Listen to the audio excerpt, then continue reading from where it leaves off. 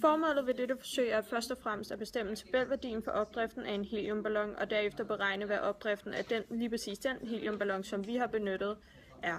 Vi vil derefter beregne afvigelsen mellem tabelværdien og vores resultat, og til sidst i rapporten vil vi diskutere, hvad grunden til afvigelsen kan være.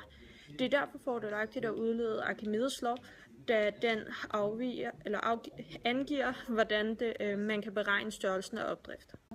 Det skal pointeres, at begrebet opdrift er essentielt for denne rapport og skal forstås som den opadrettede kraft, der skabes, når gas eller væsker bliver påvirket af tyngdekraften. Opdriften, altså efter opdrift for en ballon, som befinder sig i luften, er lige så stort som den sammenfattede opadrettede kraft på luften i ballonen. Det kan udvides via denne formel, som hedder F opdrift er lig med F2 minus F1. Dynamisk opdrift er i vand og gas, hvorimod aerodynamisk opdrift er i luft.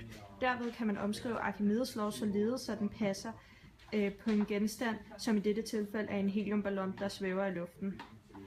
Opdrift på en genstand, der befinder sig i luften, vil være lige så stor som tyngdekraften på den fortrængte luftmængde. Det vil altså sige, at opadriften altså er netop samme størrelse som den nedadrettede tyngdekraft Ft i luft. På luftmængden på genstanden, der gælder altså følgende formel. F opdrift er lig med Ft luft. Den mængde luft, der oprindeligt vil være i genstanden, kaldes den fortrængte luft. Ud fra den overstående kan Archimedes lov udledes, så vi får følgende. F opdrift er lige med m luft gange g. Her er m luft massen af den fortrængte luft, og g er tyngdeaccelerationen. Og til forsøget har vi brugt disse materialer: en ballon med snor, helium, selvfølgelig i en tank, som vi derefter har fyldt på en ballon, og en vægt og et termometer. Forsøgets udførsel. Først bestemmes massen af ballonen, dernæst fyldes ballonen med helium, og bagefter måles ballonens omkreds, både vandret og lodret. En snor bruges til at måle omkredsen, og bagefter måler man omkredsen med et målebånd. Derefter skal temperaturen i lokalet måles, og det lokale tryk skal aflæses på DMI's hjemmeside. Til sidst skal man binde en snor i ballonen, og så kan man anbringe et lod med en krog på en vægt. Så nulstiller man vægten og binder ballonen fast til krogen. Vægten viser nu med negativt fortegn, hvor stor en masse ballonen er i stand til at løfte.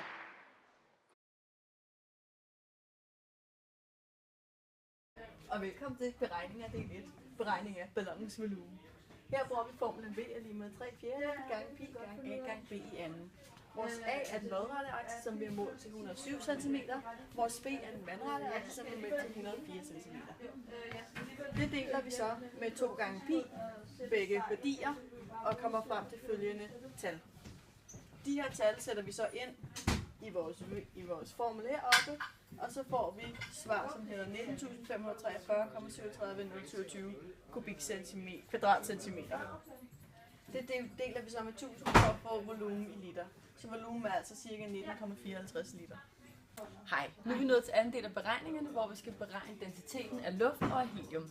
Vi benytter os af den her formel, hvor at ρ0 er vores to gasser ved 0 grader Celsius, og B er luftens tryk, og T er vores temperatur i Kelvin.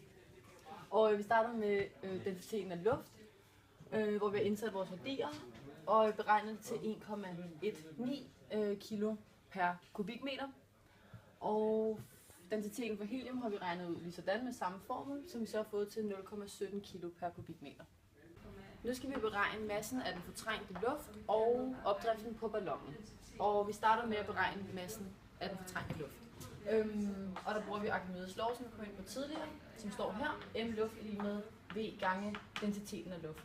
Og vi indsætter så vores værdier og har udregnet det i kilo til 0,039 kilo. Og således har vi også regnet F opdrift, altså opdriften af ballonen, og vi har brugt formlen V gange densiteten af helium gange tyngdeaccelerationen, og vi har indsat vores værdier og har så til slut fået en F opdrift i newton, eller 0,23 newton. Det vi har regnet ud nu er følgende. Densiteten af luft er lige med 1,19 kg over kubikmeter, og densiteten af helium er 1,66 kg per kubikmeter, og massen af luft er 0,039 kg, og opdriften for ballonen er 0,23 newton. Beregninger del 3. Nu skal vi finde den målte opdrift, og det gør vi ved at sige, at opdrift er lige med F snor plus Ft af ballon. Og for at finde, vi vil starte med at finde Ft af ballon, og for at gøre det, så skal vi kende FHE og F-ballonskal. Vi starter med at finde FHE. Og hertil har vi formlen, der hedder FHE er lige med massen af HE gange tyngdeacceleration. Og problemet her er, så vi ikke kender massen af helium. Den regner først ud ved at bruge formlen, der står her. Derfor ser vi altså, at massen af helium er lige med volumen, som vi regnede ud tidligere, gange med densiteten af helium, og det får vi til 0,00324 kg. Det her tal plotter vi så ind i den formel nævnt her, som vi så har her, så Fe helium er lige med 0,0324 gange tyngdeacceleration, og det er altså lige med 0,03118 newton. Anden del af udregningen er at finde F-ballonskal, og det gør vi ved at bruge formlen F-ballonskal er lige med m-ballon gange g. Og her skriver vi så vores værdier ind og regner det til 0,0832 newton. Sidste del er altså at finde F-snor, for at vi kan finde opdriften.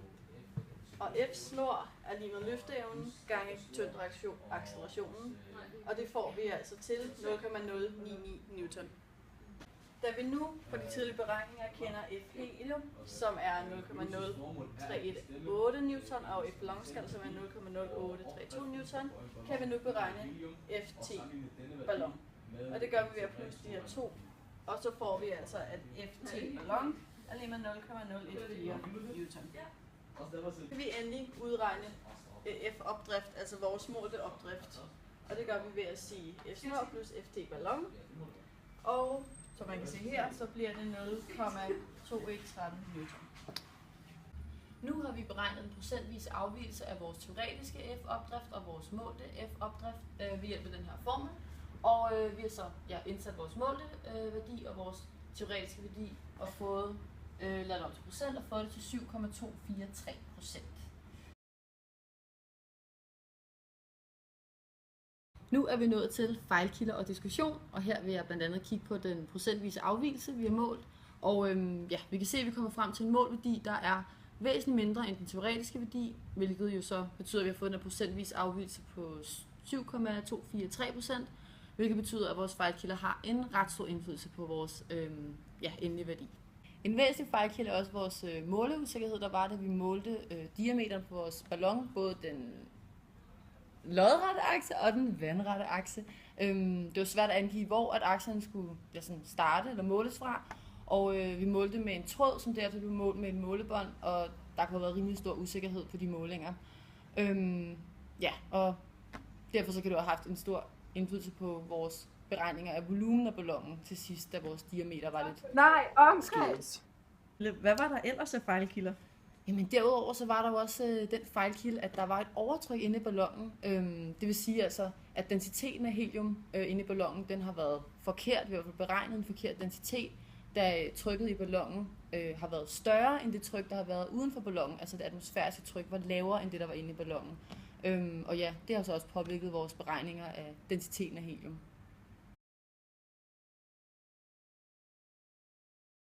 På baggrund af vores resultater kan vi konkludere, at heliumet i en heliumballon har mindre densitet end den atmosfæriske luft, som er omkringværende heliumballonen. En traditionel varmluftballon fungerer på baggrund af teorien om, at densiteten af varm luft er lavere end densiteten af kold luft. I en heliumballon fyldes ballonen derimod med gas, hvis densiteten er mindre end den atmosfæriske lufts densitet. Det er derfor, at der opstår opdrift på ballonen, som er større end tyngdekraften på ballonen, og derfor vil ballonen svæve til værs.